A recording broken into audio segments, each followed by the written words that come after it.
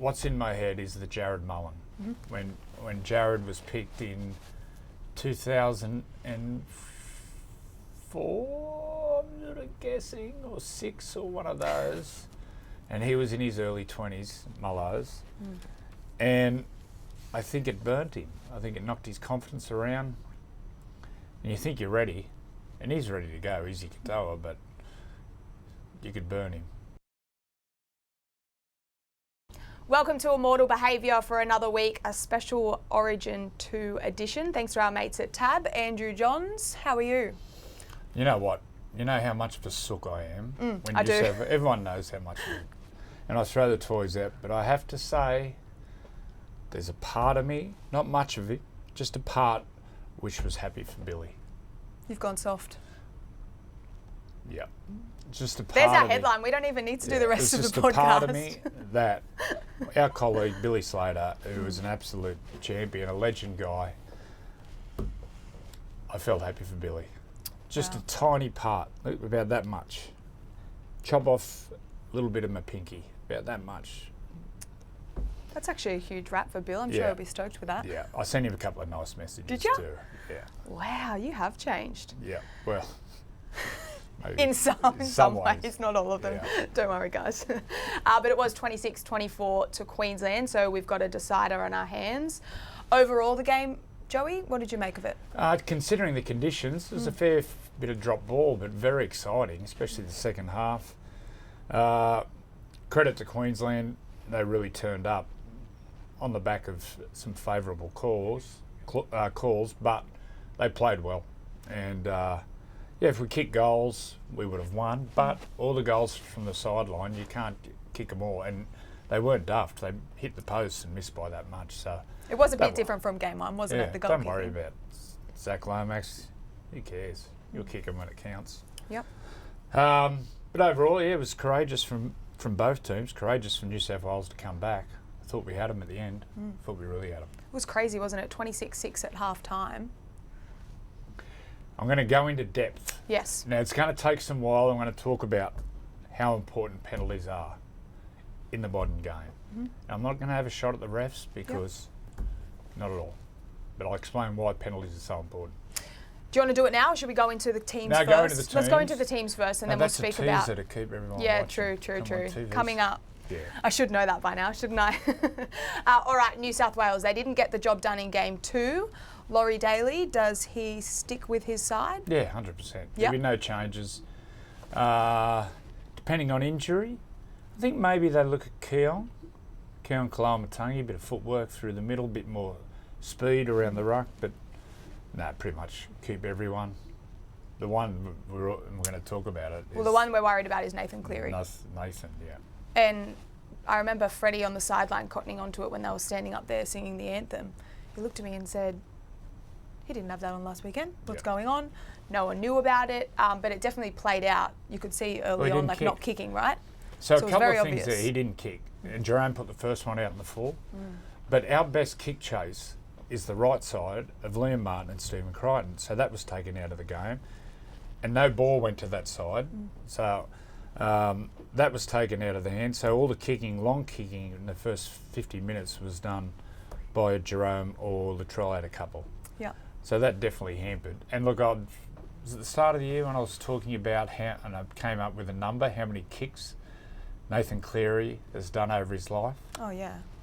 So imagine when he's from the age of 12, 13, he would have 50 or 100 a day, times 4 or 5. Let's just say it's 500 kicks a week, times 15 years. It adds up to over 100,000 kicks. It's crazy. So I've been doing. So there's got to be some sort of imbalance. Start of the year, he was doing hamstrings. Yep. And I spoke about it. I said, look, he's back on his work, on his load. Groin injuries, overuse, overkicking. And you go through any halves who have had groin problems, it's around the age of 26, 27. Myself and Freddie. I carried one for 18 months, 2 years, 4 operations. Freddie the same. So it's just, that's why he's such a great halfback, because he's put so much work into it, but there's a price you pay. Do you think he's at the point now in his career where he's done those thousands His and reps. thousands, his reps. He's got his reps up. He's perfected his technique, his execution, where you sort of look at his weekly load and say, all right, maybe you have one session, but you've got to pull back because you obviously know how to do it. You've just got to... Well, the captain's run, he was doing visual, where he was lining his kick up, coming in, kicking and not kicking, which is very smart.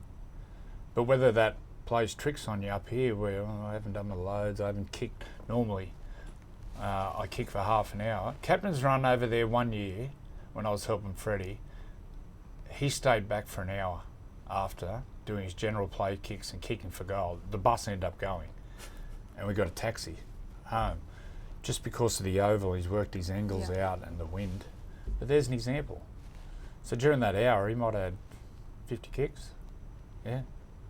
10, 15 for goal, and then general play. So you see it just, it's a lot of load on the body. So you imagine how much stronger his right leg and everything on that side would be. His glutes, his quads. It takes its toll. What about for the reporting of it? We didn't know until they were lining up, and then you pointed out again in commentary when he didn't take that first kick. Do you think we should employ something like the NFL do it after those training sessions? Who did train, who didn't? Or do you like it being kept under wraps? Well, once again, it goes back to the integrity of the betting. Betting's huge on rugby league. I don't know what sort of number.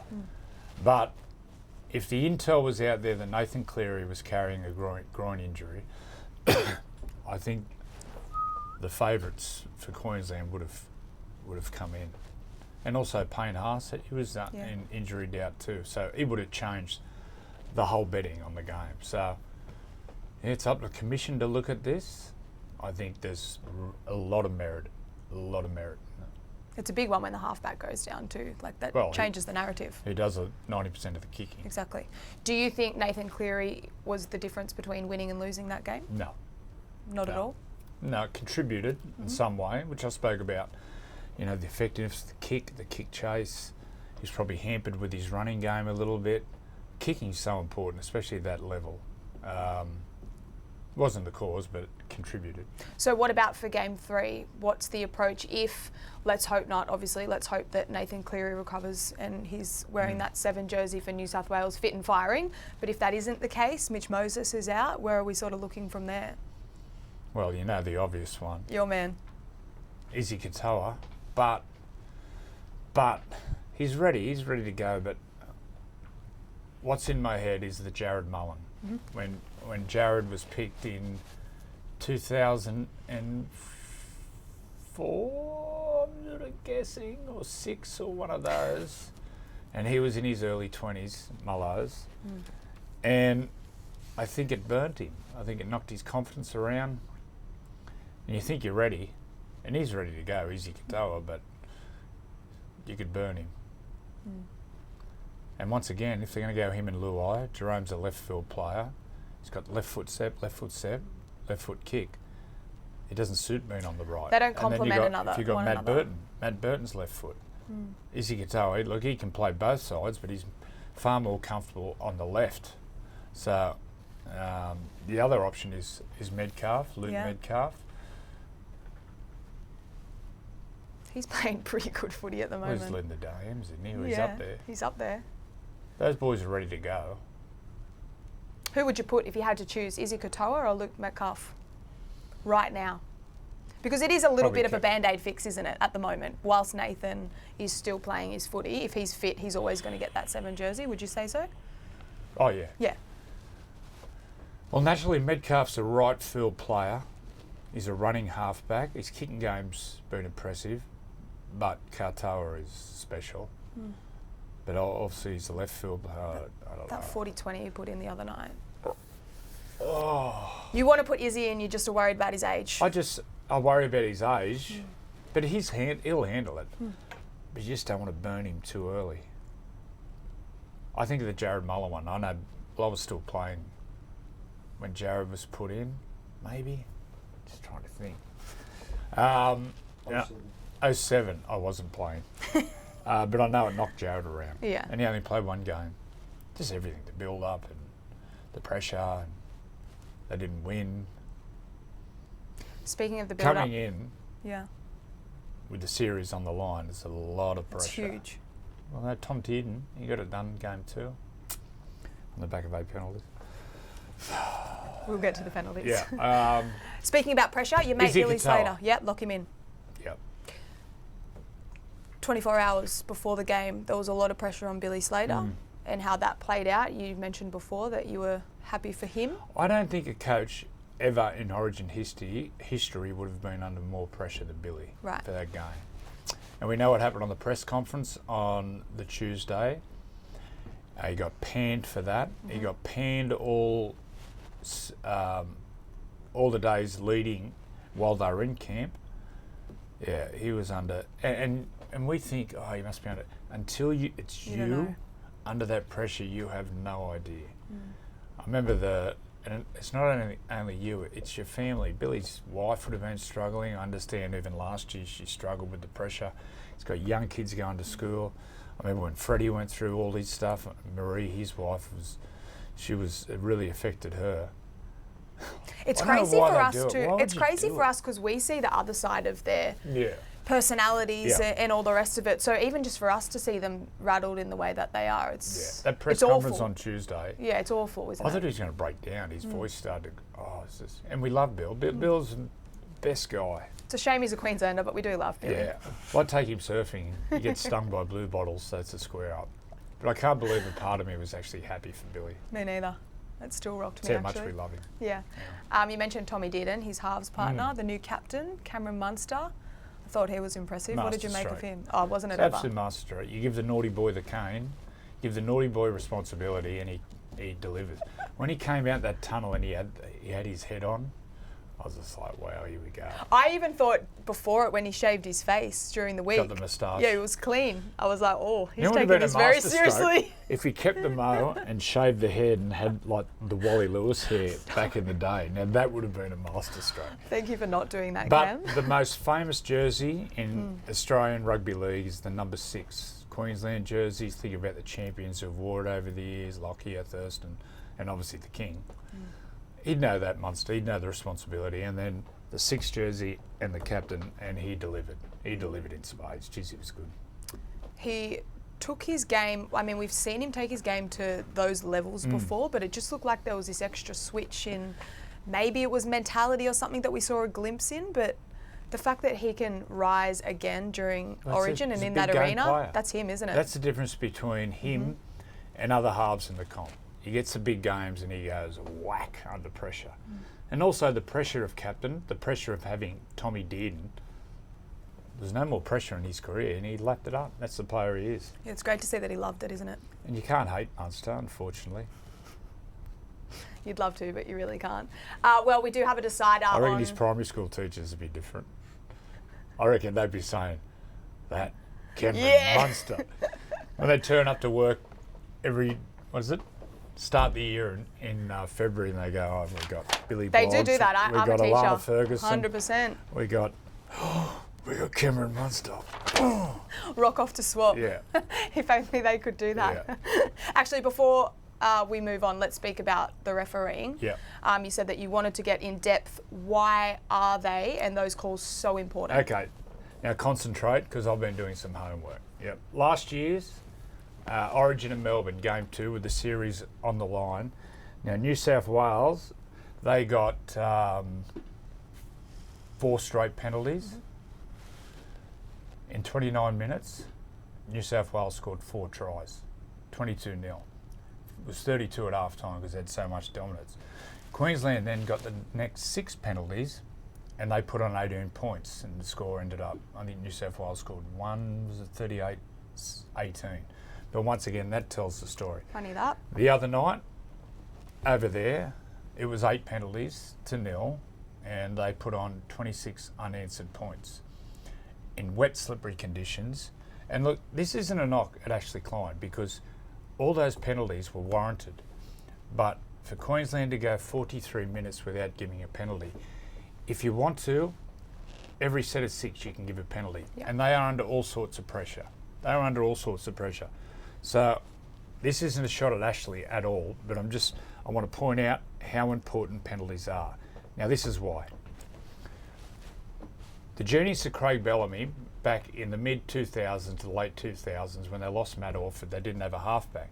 So they created a halfback in Cooper Cronk, who has never played halfback, by understand. So what they did, they said, righto, we're going to do a high completion rate and we're going to play very conservative until we get into attacking situations.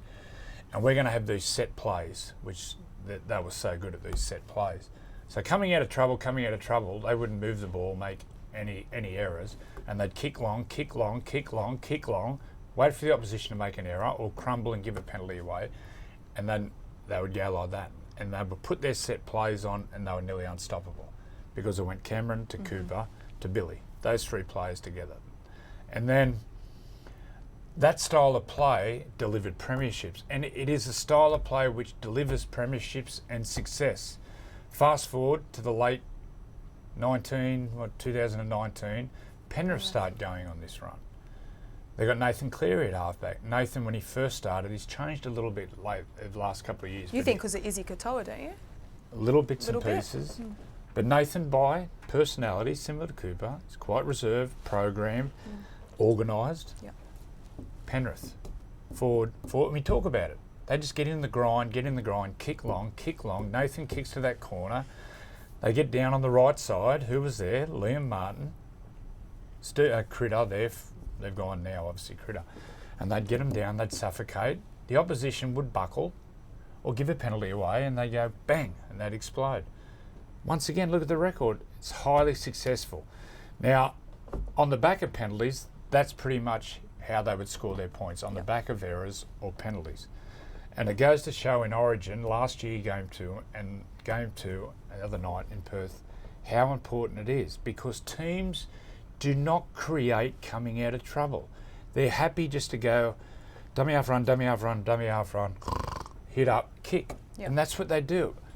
And it's boring to watch, but it is highly successful. Last year's grand final, Melbourne v Penrith, there was 7 penalties awarded. Now the tries were scored. Harry Grant in the 22nd minute, that was off an error. Taruva scored a try in the 26th minute, off an error. I think Tungall scored a try late in the half, was off an error by Warbrick. So once again, these teams, very similar, I spoke about them, toiled away. Now the game, the ball was in play, we have that fatigue alert. It was in for 9 minutes. There was no stoppages. So during that time, kick, dummy half run, kick, opposition, dummy half run, because teams are so hesitant to attack and take risks out of coming out of trouble, because risk and reward is so fine. Those tries in the grand final were all scored from errors. So that's what turns it. If you get a penalty coming out of trouble, teams do not like to use the ball, take risks coming out of trouble. And it's only when they get a penalty. New South Wales last year, opening 29 minutes, 4 tries. Every try was scored off that. The other night, 8 penalties the first half, 26 unanswered points in the wet and slippery conditions. Now, this is not a knock on the referees at all, because they are under so much pressure. But we have to realise the momentum shifts and how it contributes to the scoreboard. And it's there in evidence. So is your point of view the way that Game 2... I left out Melbourne also high discipline after they kicked long and they wrestled. They were the first one to implement all this wrestling, which then totally changed the game. So Melbourne, with the wrestling and the high discipline and playing conservative, totally changed the way the game was played from 2007, 8, 9 to the current day. And it goes right back to the juniors. Kids are coached like this from the under-15s because it's effective, and this is how you win games. They have wrestling coaches now. They have wrestling coaches. Just the way it's a byproduct of what the Storm have done and what the Penrith have done and how teams play now. It's highly effective, but teams will not move the ball coming out of trouble. Now, I said a couple of weeks ago about an idea that if you score a try from inside your 40, you get 5 points. Whether that encourages teams, or we have pocket referees and we only allow 2 players in the tackle. Now, someone like Nelson runs, everyone can go in. But once his momentum stops, there's only 2 players can go in, which creates quicker play of the balls or creates offloads. Because one player will have to go down to his legs, Nelson, offload. Create more opportunity coming out of trouble. That would be so good. Far out. Take a player off the field, bring in that rule. Well, that's the other one. Ramp it up. I said 11 players on the field. Good. I love it. Because the field, whatever it is, 100 metres by 58, I don't know. It can't get bigger. The field can't get bigger because the stadiums and councils wouldn't do it. But then also, the players getting bigger and fitter and stronger. So there's less room. So Uncle Joey's onto something. I love it. I think it's brilliant. There is some method to this madness. Sometimes. But you can see the homework I've done. You've done very well with the homework. David Middleton, thank you very much. We should show your school teachers that. Hold that up just in case. Yeah, but I'm assuming you would have been like Cam Munster. That's what I used to do at school. I'd pay someone to do my homework. I did Middo. Thanks, Middo. We love you, Middo. So let's look ahead to the decider because there were penalties in that game. Let's talk about the first half, 8-0. Some were warranted. They were all warranted. What we need to see is some consistency and to not totally dominate how the game's being played. This is going to be the problem. If there isn't penalties blown, we're going to get a grand final like last year where Penrith won 14-6, which was a snore fest. For me, it was boring. Yep. Now, traditional say, oh yeah, it was great defence. I don't like defence. I don't watch defence. I watch attack. I want to see attack. And I reckon 95% of our fans want entertainment, want attack. So this is the problem. So how do we fix it for Game 3? Well, you can't fix it. That's the problem. You can't fix it because the young players come through and they're educated to play this style of play. And once you get these habits as a half or a creative player, it's hard to break them. So if there's limited penalties, we'll get a 10-6. We'll get an 8-4. We'll get a 14-6 like the grand final last year. But it's a byproduct of how conservative players, teams are coming out of trouble. And until we start opening up the game with offloads, taking risks, moving balls, if there's no penalties blown, there'll be no points. That's the difficult area we're in. Some consistency would be nice. I'll say it on behalf of New South Wales. Leave that one with me. Yeah. That's why I'm a fan of the 6 to go, because it sped the game up. Yeah. But then also, there's no accountability for the 6 to go. We don't know what they're for. Exactly. But in principle, I like the 6 to go. Anyway, I'm sorry if I bored the hell out of you. I thought it was great. Yeah. All right, Game 3, exclusive, live and free, right here on Channel 9 on July 9th. Can't wait for that. The decider is what everyone wanted, I suppose, and we've got that on our hands. So bring it on. But for now, it's time for our tab big call of the week. Andrew Johns, take it away. The big call of the week, Ricky Stuart's son's retiring. Ricky Stuart's son, Jed, is debuting for the Canberra Raiders tonight at Campbelltown. Jed Stuart, first try scorer. Oh, that's good. That's hot out of the blocks. Yeah. So we saw Ricky crying when Josh Papali'i kicked the goal after scoring 2 tries. Can you imagine Ricky if his son scores the first try? He'll be on the sideline. You know why I like watching Canberra? They offload the ball. They do. They move the ball. They play different. And they put points on. They don't need penalties to score. Ricky, Canberra, Tarpany offloads the ball. Anyway, I could go on and go. I love watching Canberra play. They are exciting, the Bulldogs too, they offload the ball. I like that. All right, looking ahead to Game 3, how important is it for New South Wales fans that they turn out to a core stadium? Well, we'll get a full house. We've got to get a full house. You know, just naturally the booing can sway the referee. Poor old refs again. Not having a shot. They signed up for it. But that, it's fact. Home ground, you get the rub of the green. So, we need 90,000 out there. What about for the players themselves? How different does that pressure feel, having the home ground advantage? Game 3 can be tough, even when it's on the line. I've played Game 3s when I'm flat as pancakes. Really? Yeah, flat. In the lead up or game day? Everything. Right. It's just so hard to continually. In those days, but we didn't have weekends off. We would back up all the time. So by then you're pretty tired. So it's going to be how the coaches manage the 10-day camp. I think a lot of it will be freshen up. They'll be all busted. Everyone's carrying injuries. But you just got to get it done. You got to get it done. It's your duty. It's your time to wear the jersey. You're the gatekeeper of that jersey and the number. So you got to do it for your state. Take us into the minds of the players ahead of game 1 as opposed to game 3, the decider. Well, once again, sometimes you're flat. Sometimes you've got all your power to get yourself right up to play, but everything's on the line. More pressure. It's a totally different mindset because game 1 you're so excited because you've been waiting so long to play it. And then 6 weeks down the track, as I said, you can be flat, you can be busted, carrying injuries or whatever. But it's your duty. You've got to do it for your state. Everything's on the line. And this is why the best players stand up. The pressure, the expectation. Munster, Nathan, hopefully Nathan, stand up. You've got to have those personal qualities to be able to turn that around mentally, obviously. But for you, did you have anyone that you could call or draw on to help bring that out? It was just all in your own head. Just own head. The monkeys were in the top parks screaming at each other. Yeah. Oh, I could only imagine. What do they call sports psychologists? Oh, those poor people, have they got you? They got me to go to one. By the end, he was laying down on the couch, sucking his thumb. Yeah. That's one place I'd like to spend all of an hour. I think an hour would do me. It didn't last an hour. I was like, every cobweb in the place, and it's like, get me out of here. Oh, goodness me. But I'm a caveman, but it works for a lot of people, so I'm not knocking it. No, not at all. All right, we have a new segment here on Immortal Behaviour, the AMPOL Power Surge Podium. Now, you get to have your chance to head over to NRL on 9 and vote for these each week, but our AMPOL.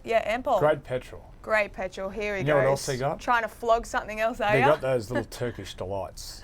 They're my favourite. You don't like them, do you? No. That's literally the chocolate that's left over in the box. So if I've been a good boy, I award myself with a Turkish delight. Do you? Which is usually about once every 6 months. Everything at the service station, Turkish delight. Yeah. You're off your head. Well, we knew that as well. Yeah. All right, our 3 AMPOL Power Surge moments. Coming in at number 3. Oh, this was brilliant. And we spoke about the Sharkies and Dragons game before. It's Sione Katoa, his charge down, that then led to that try. Well, he had to come forward and dive at the knees and the feet. He got the ball on the half bounce and picked it up and went to the length, went 60 metres and scored. But if the ball goes to St George Illawarra player, the game's tied up. We go to golden point. So it was courageous, it was skillful, and he got his team home in the end. Number 2, Jacob Preston. He just came back after 5 weeks of not playing footy, and he put a huge hit on in the final minute of the game against the Bunnies. On Jamie Humphries, Humphries. There was only 6 points in the game, so it really made sure that they won it. Watch this one. Have a look where Jamie Humphries' hips are pointed. Sideline. You got to play that way, Jamie. That way. Nathan Izzy Katoa played that way. So he's running that way, so he's moving the defence that way, and he can't see Jacob Preston coming to the line. If he's playing straight, Jacob Preston comes out of the line, he's going to burn him. So anyway, there's a little lesson, halfback lessons, but Jacob Preston came out of the line, made a big tackle, and won the game for him. We've all had a couple of iconic nights in Townsville, maybe elsewhere, not on the footy field, but Jack Bostock, he scored 4 in Townsville. Yeah. We're going to leave the mad cow alone, and you speak about his footy. Should have been 5. He dropped a sitter at the end. What I about reckon that? He was thinking about how he's going to claim it. But his 4th one when he intercepted, and he was 10 metres out, and he did the... I thought that was really cool. So good. Start of the year, I spoke about it if Zach Lomax was out, but I'd be tempted to put Jack Bostock in the Origin. I think he'll play rep football. I think he'll play for New South Wales. He's a real talent. Score one in the air was up, 10 foot in the air. He can score them. He brings the ball out of trouble. He's athletic. I don't know who he defends because once again I don't watch it. But 4 tries, some player. His sister's a gun too. She's a gun, yep. And she's similar. She's built very athletically, aerially brilliant. She went well in the under-19s game for New South Wales, who got a win for the girls.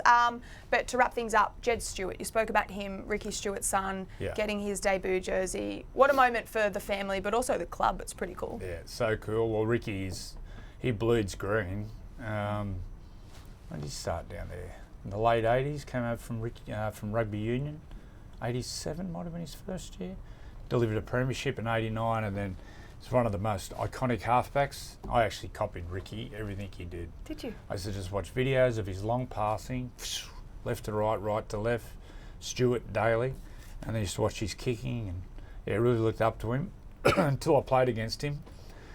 And he called me all sorts of names, and I rung Mum when I got home and said, see those posters of Ricky Stewart on the wall? Take them down and burn them. But he was a competitor. He'd do anything to win. And it was always a highlight playing against Ricky. So to see his son come through, it's really cool. I love seeing the second generation players. It is awesome, isn't it? Well, he'll be on the wing for the Raiders, 21 years of age, which is a pretty huge achievement for him. How tricky do you think it is for Ricky Stewart? Because obviously we've seen other father-son combinations in the NRL. Your obvious one, Ivan and Nathan. There's the Flanagans at the moment. Brad and Jake Arthur. Do you think that helps or hinders the player? Well, I was out helping the halves at Parramatta when Jake debuted. And Brad got me into his office, said, can you come in my office? I'm like, oh, no, here we go. Been there before. He'll be on the lounge, sucking his thumb after I talk for 20 minutes. And he just said, mate, can you give it to me straight? Is Jake ready to play? Because I was helping Jake. I said, yeah, he's ready to go, mate. He goes, thank you. Thank you. So he would have been second guessing himself, thinking about nepotism and the way social media is these days. What do they call it? Nepo baby or something? Yeah. When they leg them up. I'd imagine they'd cop all sorts of stuff on social media. So under a lot of pressure. That's why I have no doubt he'll go well, Jed. So first try scorer, Jed Stuart. Watch this space. That'll be so cool. Yeah, it's going up the box and have a look at Ricky. Beside himself. Do you think he'll be up in the box or the sideline? Oh, yes. No, I reckon he'll be on the sideline. Soak it up, Ricky. All right, well, next to his mate, the Viking. The bloke he tackles all the time. He loves it too. He stays in the firing line waiting for it. He goes to HR every Monday with busted ribs. Gets nowhere. Yeah. Thank you for joining us again on Immortal Behaviour. Enjoy round 16 of your footy, and we'll see you again next week.